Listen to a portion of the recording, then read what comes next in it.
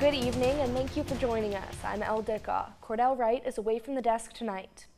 Almost 8 months ago, Hamlin Reformed Church was engulfed in flames, leaving a church without a building and lives changed forever. Today had a different feeling as the church celebrated a milestone toward building back stronger than ever.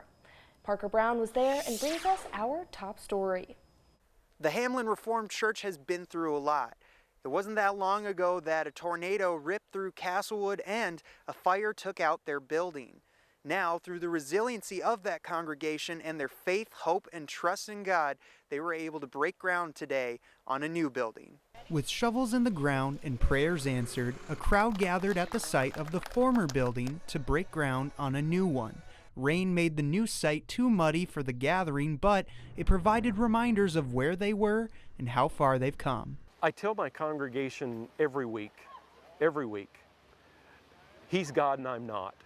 So it's a good reminder for me that I have to look in the mirror and tell myself that. Even on a day like this, where we can't be at the new site, but we're here, there's pieces that He knows we need.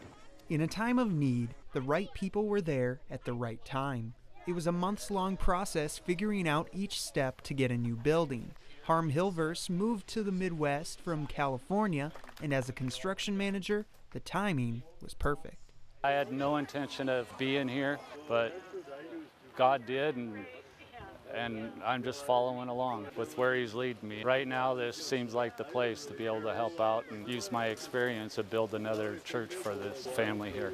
People of all ages wanted to get in on the fun. The joyous celebration was kicked off by Lloyd Sicking, the donor of the new land just a mile east of the old building that was also on land donated by his family over 100 years ago.